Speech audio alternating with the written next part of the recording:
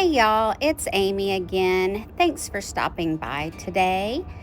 I'm sharing with you the final painting in my brown and pink series I've been working on. I believe this is number 4 in the series.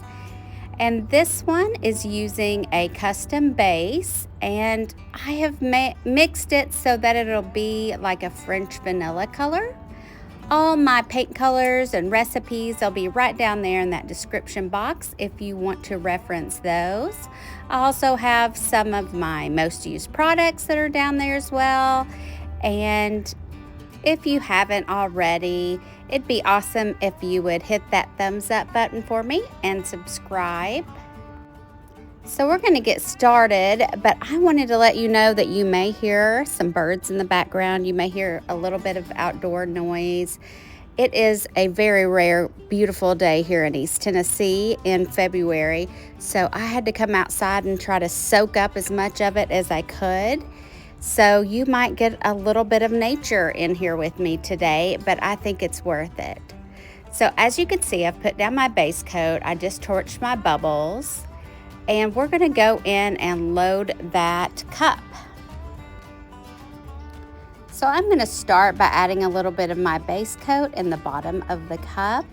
And I do not measure this, but I would say it's about 1/4 of a cup. And I'm going to dirty pour my colors in, starting with my darkest. And this is a custom brown that I'll put the paints for down in my description box. It's the same brown that I used on my last one if you caught that video. If not, I'll put the link here. And that is going to be a rose gold. Then I used some 24 karat gold and some soft gold mixed. And then some pearl white. So here we go, pouring from up high. I'm going to start with that chocolatey brown color, and it should make a plopping sound in your cup. Then I'm going in with that gorgeous rose gold. I didn't say I was good at aiming here. Then our gold mix.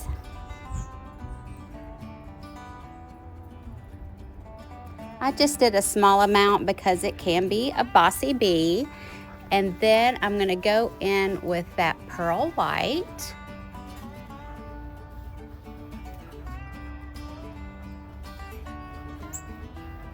And then I'm going to take some of my base coat and layer it on the very top. And that is so that all the colors that have bubbled up have something to react with.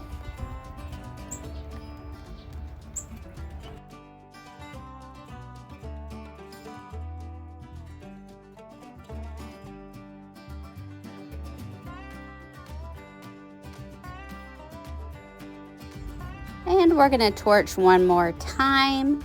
And then if you've watched my videos before, you know what I do here. I take a deep breath and I hope and pray that I'm not going to screw this one up. So this pour is going to be in real time for the first half, and then I'll speed it up just so that I don't waste your time. But I want you to know that I am doing this slow and steady. There is no rushing this process.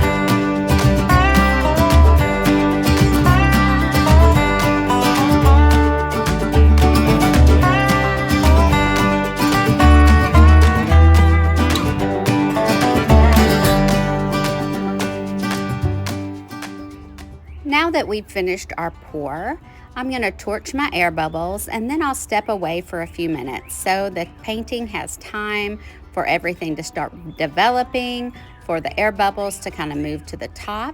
I am pushing in the sides of my paint there a little bit so that it doesn't roll off the side. And as you can see here, it's been about 5 minutes. Everything has developed nicely. We have some beautiful cells and boulders that have popped up.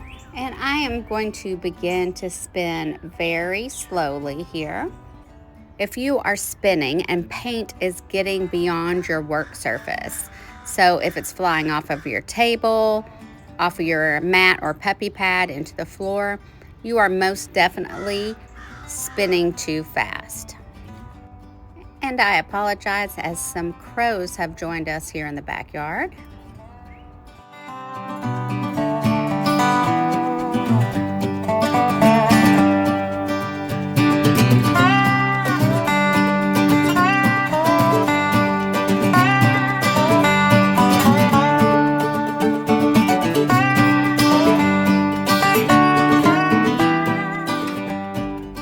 I'm spinning very, very slow here, almost painfully slow.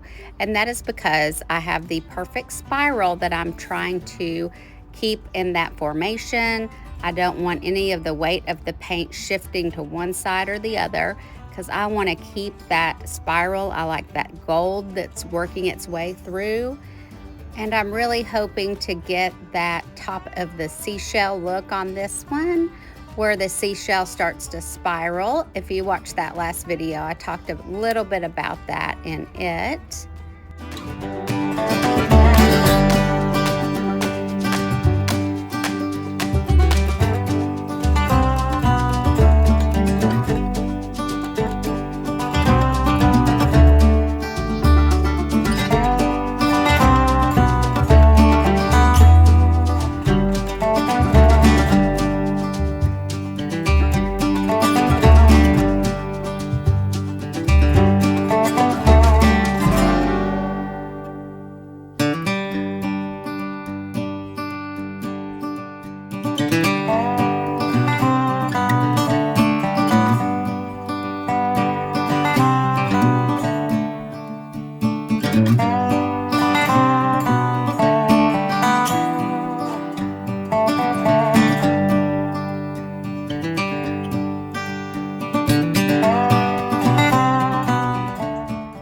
I'm touching up my sides here, and I think I have this about where I want it to be.